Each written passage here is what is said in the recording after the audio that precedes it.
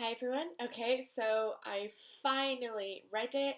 I know it's taken me at least 3 weeks since it came out, but this is finally the video where I'll be talking about Lady Midnight, as you can see by the title. So here it is. It's a bit battered at the edges from the amount of times I've carried it in my bag intending to read it.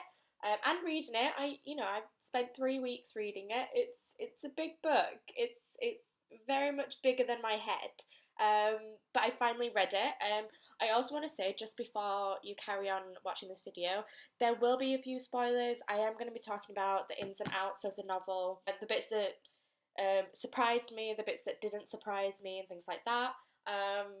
Okay, but first of all, let's talk about the prologue. So, it's very clear when we meet Kit that he's going to be important. We know that, and I spent a lot of time trying to figure out why. I was like, well, he has a sight, but it's not that simple. We know it's not that simple. There has to be something a lot more intricate about why this kid is so important. And he's his dad's biggest secret. I think that's what the line was. So immediately I'm hooked. You don't see him for like another 200 pages or so, but you know straight away he's important. Emma goes to Kit and Johnny Rook's house, and he's hidden in the cellar. I knew who the kid was. You may have guessed it before I did, but I was trying not to kind of put this expectation on the novel because I didn't want to ruin it. But it was very clear that he was a shadow hunter. If you didn't expect that, if you've not read it, I did say.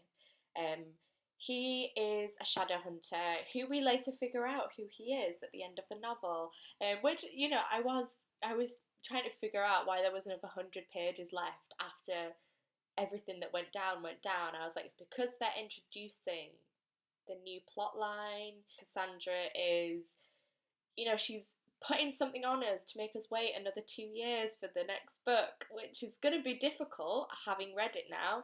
I think that's probably one of the reasons why I didn't get through it so quickly, because I knew it was going to be over for another 2 years. Also, what was really nice about the start is that we are immediately introduced by a character that we don't know. We never met Kit or Johnny before. It was really refreshing.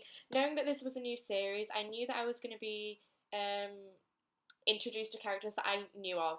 We met Emma and Julian and the Blackthorns in the previous series, and we knew that characters from previous series would be in this as well. But what was really nice was that she started off the novel with a character that we didn't know. It was the Shadow Market. I've not read any of the short stories, the Shadowhunter Academy stories, so this might not be new to everyone else, but I found it very easy to get into, knowing that this was a character I hadn't met yet. It was nice to have that new impression by someone. It was a new way to look at the shadow world. It wasn't just, shadow hunters. It was downworlders and half downworlders that were on the edges of this world, and I found it very interesting to get that perspective from some of the market goers, and obviously Johnny and Kit as well. That was really well done. I liked the introduction there to the world. I knew that there would be things in this book that I wouldn't understand, I suppose. So I feel like I've gone into it with a perspective on the world that I wasn't expecting. I knew Emma and Julian before, but I haven't. They are new characters, and it was really nice to see that. The mention of the war and the peace was subtle enough to introduce new readers into the Chronicles, but also it was there to remind us what we've already read. So I think that's how I took it, and I was glad with. It was the first 100 pages or so that it kept dropping in information about Shadowhunters and the world and how things went, which was really nice. Obviously, we've not read anything in 2 years, so it was really nice to have that refreshment. But at the same time, it is understandable from a new reader's point of view, I think. I don't think anyone would struggle to understand this book if they hadn't read The Mortal Instruments or The Infernal Devices. It would ruin those 9 novels. It would absolutely ruin them if you haven't read those 9 novels. So I would absolutely recommend reading them before you pick up this book, even though I'm talking to people that are expecting spoilers. So it's a really good novel. It's a really, really good series. In comparison, they're tiny. This is a really big book. It's a very daunting read. And I know that everything that happens is relevant. It is. It is very relevant. But that doesn't make it any less daunting. It was really scary to pick it up, and I had the same reaction to the last three novels in the Mortal Instruments. I had the same reaction to The Clockwork Princess. They are big books. But the thing is, you get this big dose of them, and you can spend a long time reading it and remember everything that's happened. You know, I read this over 3 weeks, just because I did not have time to sit down and read a big chunk of it. So, something that I really like is Emma's mind, I suppose. Her thoughts and her narrative I really enjoy because the girl is pretty sadistic. I really like her sense of humour. I relate to her a lot more than I relate to Clary. I really like Tessa. Tessa's probably my favourite female character of the entire series. But Emma, she's growing on me. I really like the way that she handles situations in her mind. On page 275, she says she would grind them to a pulp and make amusing sandcastles with the remains. And then on 278, I'm going to chop him up and feed him to my fish. Those are just two examples of the way she likes to fantasize about the way she can deal with her enemies, and I really like it. I find it really, really amusing. I have quite a dark sense of humour, and I know these novels are YA, so they're not going to be as dark as I want them to be. But they're amazing. I think that because of Emma's sense of humour and the fact that we get a lot of her perspective more often than the other characters, really appeals to me, because it's just nice to read something and hear it and know that I would think the same thing. I don't know, that sounds really bad. I don't think about killing people that often, but it's nice to see a character that I can relate to a lot more. Clary and Tessa were always too innocent for me. I just know. They were just too nice. Emma thinks about things in a very different way, and I love the way that Cassandra Clare writes characters. I think she has so much talent. They're just really well written, and Emma, for me, she's the perspective that I found easy to read through, and it did keep me hooked. That's what I liked about it. You know, she goes into things looking for the murder of her parents, but she still holds that humour even though she is dying inside, not knowing what has happened, and I really, really like that. I love how the Parabatai bond is building in this novel. I think it is done so well, even before they fully connect, you know, before they do the dirty on the beach. Even before then, we see something, even before they do that, the bond is already building because of the connection that they have, because of that love. It's building, and it is done so well. I am very appreciative. The way that we see Emma heal Julian, this is around like the 300 page mark. It's fascinating to see, and at that point we get glimpses of how dangerous the Parabatai bond can be. We get that. I mean, we had Alec and Jace. We knew that Alec in the beginning loved Jace more than was conventional, I suppose, in the Shadow World. But it wasn't this. This is to me, this is soulmate, friendship, family, love. This is every part of that exemplified, and I think it's done very well. Yeah, I'm happy with that. We know that Julian should have died when he was shot with the arrow. Damn you, Diego, you know. But it was saved. Emma saved him in a way that wasn't possible, and we knew it was going to happen because Julian can't die. Not yet, at least. This is the Parabatai bond that I want to see. I know that it's forbidden and that it can't happen because it's really dangerous, but I think it's fantastic. I always believe that a novel that is well written on the concept of soulmates, or that kind of parent type friendship. My favourite characters in this novel, although I really like Emma and Julian, and Emma, she's got my voice, I like to think. Even though I really enjoy the main, well, they are the main characters, I am vastly interested in Mark and Christina. I really, really like Mark. His um, quirks, I don't know, pointing out the obvious, but intentionally doing so.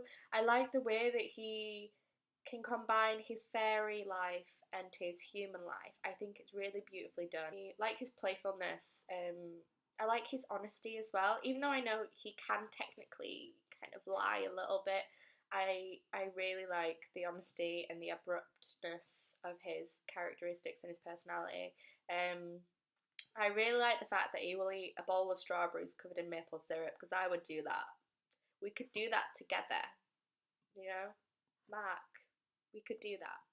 I do like Christina. I like that she was introduced into the storyline. We don't really know what happened in her past at first, and I don't know. I'm not entirely convinced by Diego. I know that I don't know. He seems like he's a good character, but there's something about him, I don't know. Also, another Mark thing is when they're going to the party thing, the gathering, the following bit. I can't remember what it was called, but that bit at the theatre, when he goes to his younger brother and sister to get fashion tips, and they send him out in just a fur coat, like. Were things on show? I don't know. But it's the fact that, I'm going to read this out. On page 323, examining the sleeves of his fur coat and deciding that they, in fact, were the problem. The sleeves. That was it. It's the innocence of the action that he genuinely thought that the only problem were these sleeves. Like, that was the big problem with the coat, the fur sleeves. Like, he was only wearing a fur coat. He's quickly becoming my favourite male character. Right, one thing that really kind of annoyed me while I was reading it is the bit where they get back to the institute after the murderer guy. I didn't like him, so I never gave a shit about his name. When they get back to the institute, and all the followers are outside. They're all waiting, and Belinda's there, and she's got a dodgy hand and shit like that. But they let her take the hands. And at this point, Emma is thinking, the hands seem to have significance. They seem to be important. And then they just, she just lets her go with the hands. And I'm like, just grab them. She was alone at this point. All the followers had run away. And Emma was staring at her and thinking, these hands are significant. Why do they need the hands? There is something about the hands. But then just lets her leave. I'm like, take the hands. If you know they're important, you don't know why, but it was very clear that she knew that there was some significance. Take the hands. That was the one thing that bothered me. Like, I know that it's a major part of the plot that the hands do get taken, and they are given to Malcolm. I get that. That's significant. But she didn't even try and take them, and I'm like, girl, you're a shadow hunter. At least try and take the hands. Try and grab at them to be swatted away, and then Belinda runs off with the hands. Like, cool, yeah, they didn't succeed in getting the hands, but they didn't even try, knowing that they were important. I'm like, there is some significance there, and you're just looking over it until 200 pages later, and you're like, oh, the hands, they are important. I thought this. I'm like, yeah, but you just kind of let her get away. I don't know. I really, really like the inclusion of the poem. I think it's fantastic that Cassandra Clare has gone back to the very popular cultural reference. I studied Annabel Lee as one of my poems for my essays last term. And yeah, it was in reference to post-apocalyptic and paedophilia and stuff, but still, the grounding it had, I I was very fascinated by it. It kept me hooked. Like when I started reading it, and it came up the first time, I was like, I know that. I know that. Why do I know that? And then I realized it was Poe's poem.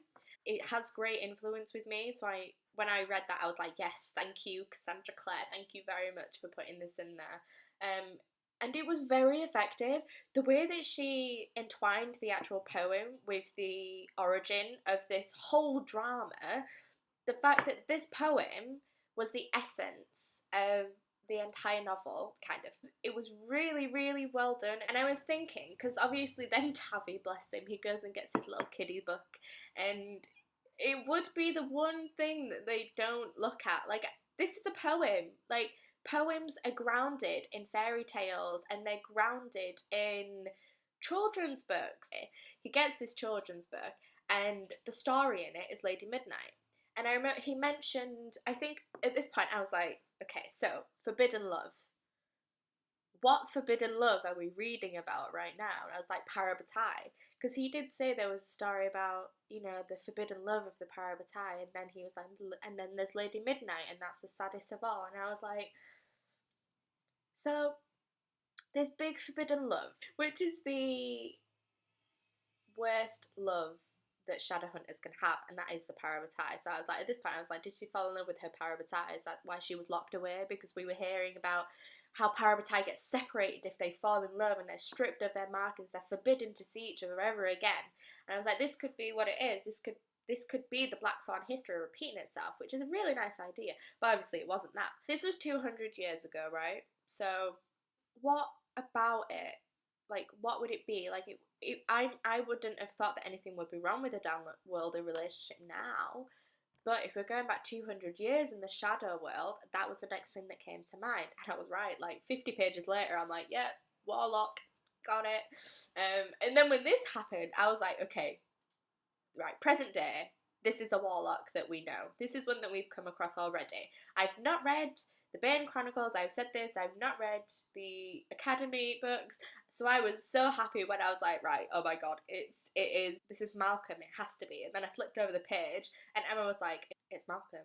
And I was like, my skills are on point at reading these novels lately. I am on it. I got this. I was so happy with myself. I was like, I've guessed everything right so far, except the Parabatai love bond. But that seemed like the kind of thing that Cassandra would write, because obviously we've read before about that sort of thing. And at this point, they were reading the poem or the story, and it was something like,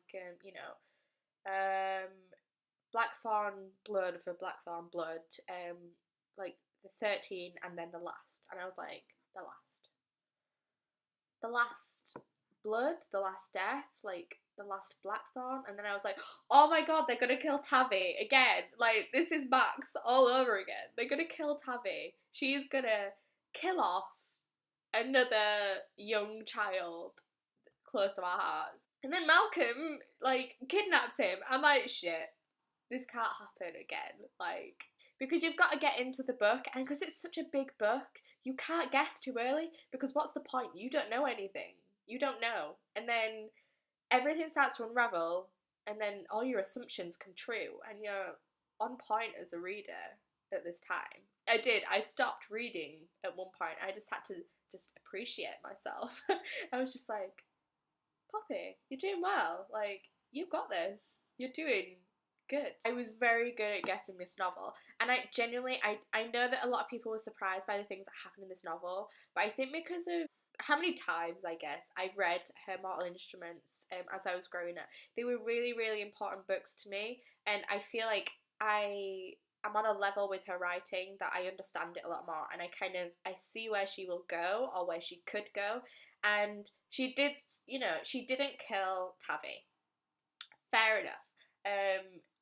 But then I was a bit surprised actually by the epilogue. I was like, well, why is she alive? Have I forgotten something that was in the poem that I didn't understand? Because why would her lover's blood wake her up? I don't know. But anyway, yes, Tavi survived, which is good. Yay, happy children all over again. And I was like, someone has to die. Because, I mean, someone has to, right? Someone has to die. Because I would be very disappointed if no one died, like, that had become a central point of the novel, because I think that's what I've always appreciated about Cassandra Clare, is that she, even though I'm sure she loves her characters, she isn't afraid to knock them off. Like, and it's always very surprising who dies. And at this point, I was kind of like, well, no one's died. I mean, I know the girl from the market right at the beginning died, but she wasn't really that important, let's be honest. And I was just waiting for someone to die. Like, these are the books that I live for, where I'm surprised. And then we're taken back to Rook's house, and Johnny gets torn in half, and I'm like, yes, someone died. Someone died that I didn't expect to die. I expected that we would be going back, because obviously Kit is a shadow hunter, and I wanted to know the past there. But I was perfectly contented with the fact that we wouldn't find out until later on. But I was at the point where they were back at the Institute, and the Lightwood guy, Robert Lightwood, there we go, he's there, and he's interrogating them. And I'm like, there's 100 pages left. Why has no one died yet? Like, nothing really, really bad has happened. Like, Tammy got kidnapped, and all the following were killed, but who cares? They were dickheads anyway, right? But no one that I cared about had died yet, or was intrigued by had died, and then Johnny dies, and I'm like, yeah, it's sorted. I'm content now. But yeah, I was very happy with the way it ended. There's that kind of. I'm a bit. I know that we will see Julian and Emma. I mean, that's not going to end. We know that's not going to end, because it's shadow hunters. Like, it won't end. We know that. But I would like to see the way it plays out if they get really powerful and go crazy. I have that kind of. It would be nice. I know that's not what's going to happen. We're not going to see them this crazy, evil, powerful couple. I know that's not going to happen. But it would be interesting. It would be interesting to see them become the villain. Very good book, rating wise. I rate books high when I cry. I was surprised by a few little things that happened in the book, but I'm still gonna give this book. I'm gonna give it a 9 out of 10. That last one, that would be me crying, and I didn't cry. Nothing made me cry. Nothing made me like intensely emotional. It was a fantastic book, but it's not a 10 out of 10 for me. I don't do that. I don't do 10 out of 10 often, so don't hate me. It's just my personal opinion. I would like to have cried more. I'm used to Cassandra Clare making me cry, which but it's fine, because that only usually happens at the end of the series anyway. I'm just gonna put that out there. I cried so much reading Clockwork Princess. I cried a lot. I was so taken in by that book. This one, I've not done the crying yet, but give me 4 years for the final book. 3 or 4 years, whenever that comes out, I will be bawling. I'm prepared to bawl, Cassandra Clare. I am prepared to cry, and I am so excited to see what Annabelle is like. I am expecting crazy bitch villain, and villains are my favourite characters. They're always going to be my favourite characters. Crazy bitch Annabelle that was killed by the Blackthorn family. I'm excited for that. I'm excited to see where that goes. Yeah, let's see. I will probably try and do another review next week, but as I have to read 3 books by Monday, it might be on something different. But yay, Lady Midnight! I've defeated it. I've done it. I'm so happy. I've completed the first of the Dark Artificers series. I've done it. Oh, also, I'm going to London next weekend to see Cassandra Clare, and I'm going to spend the day there and buy a lot of books, so I will probably do some recording the following Wednesday. Very, very happy with this book.